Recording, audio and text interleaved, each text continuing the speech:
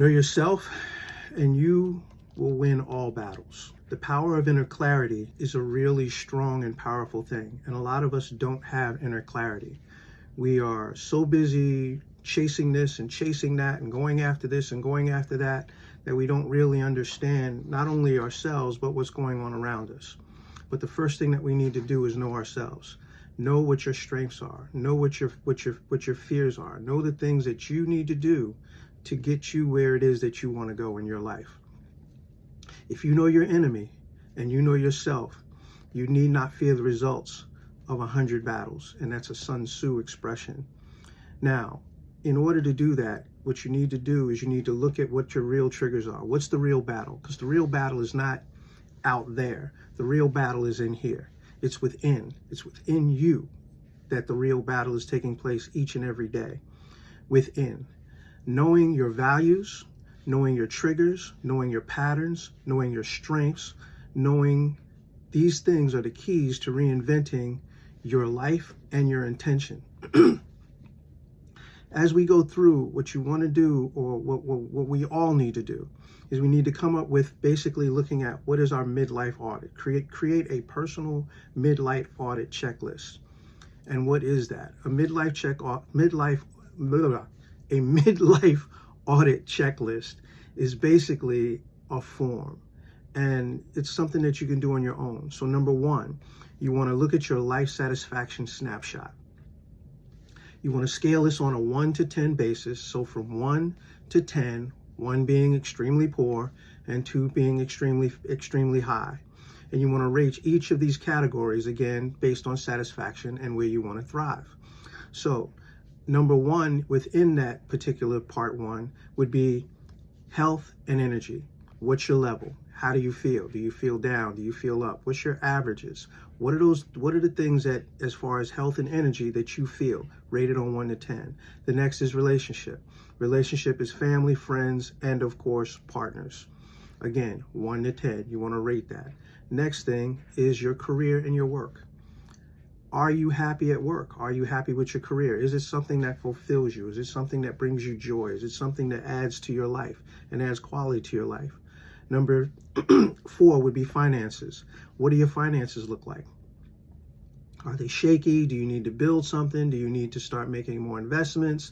Do you need to make your money start working for you instead of sitting it in a bank and letting it get, a minimal amount of appreciation or interest on it? Again, look at what they're charging you and then look at what you're getting. So you need to look at your finances. For that, of course, you need to talk to a financial planner, hopefully one that you actually trust.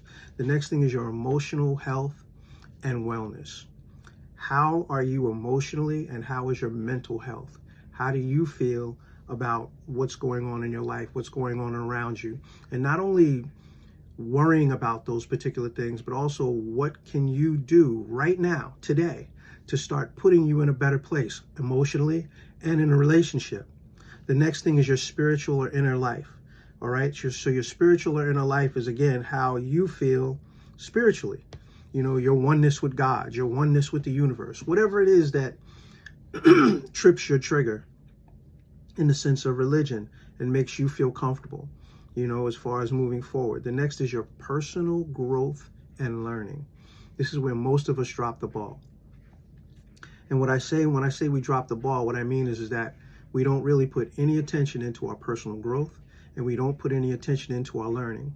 We take courses, but we don't really take courses. Most courses within a month or so, 30% or more, 27% of whatever it is that you learned is out the window.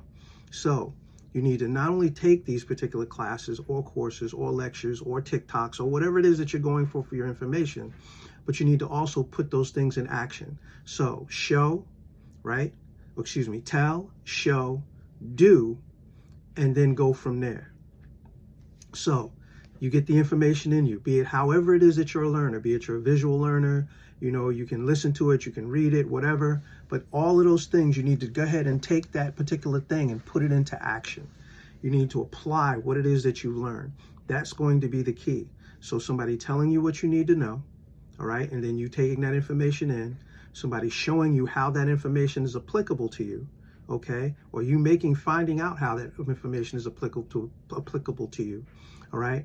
Then from there, you going ahead and actually doing that particular thing. So you watched, you were told, you watched, you got to actually try it out. And then from there, a follow-up, a review. Again, what we don't use, what happens? We lose it. So you need to use that information and that personal growth and learning. Nothing is one and done.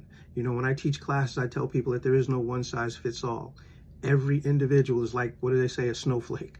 You're all unique. So with that, there's different things and qualities that you bring, and there's different things that you're going to gravitate to that other people just won't gravitate to or just won't grasp. And sometimes you have to review that information, review it and see it again. The last thing for there is fun and leisure. What is your fun and leisure? What are you doing to make sure that you're happy and that your life is moving in the direction that it wants to do? Now, part two. Part two is what drains you, all right? So what's 3 things that drain you? What 3 things? As in people, habits, commitments that drain your energy. The things that drain you, especially those top 3, are things that you need to remove from your life. You need to get those things out of your life or find a way to use an alternative that's going to bring you satisfaction and bring you to your goals in which you need to get to. Number 3, or part 3, is what lights you up. What 3 things give you energy, purpose, and excitement. Let's try this again. What 3 things give you energy, purpose, and excitement? A lot of us do stuff out of habit. We become like sheep. We get herded into different groups, different organizations. My question is, do those things bring you value? And if they do bring you value, how do they bring you value? You should be able to quantitate and show how this particular thing brings me happiness, or brings me joy, or gets me closer to my financial goal, or gets me closer to my family, or closer to my kids, or closer to my wife, or closer to my husband, or closer to my significant other, or closer to whatever it is, career goals. It doesn't really matter. What does matter is that this thing moves the line and moves the ticket for you. Number 4 is reflective questioning. What is reflective questioning? Reflective questioning is asking yourself again, how does this thing that I'm doing help me move the goalpost? Help me get to the goal, not move the goalpost, get to the goal. Unfortunately, we chase a lot of things where the goalpost is constantly moving. Well, guess what? If you keep ready, aim, and you never shoot, you're not going to get to the goalpost anyway. But you need to go ahead and start doing things that are going to get you where you need to get to. So, what are the things? What are you currently tolerating that you no longer want to? What are you currently tolerating that you no longer want to tolerate? Number 2, where in your life do you feel the most stuck, and why do you feel stuck there? Number 3, if nothing changes in your life in the next 12 months, how will you feel? If you don't improve, if you don't move to the next level, if you can't get to where it is that you want to go to through those moves. Sometimes we have to step back to step forward. Sometimes we got to go left or go right to get where it is that we need to go.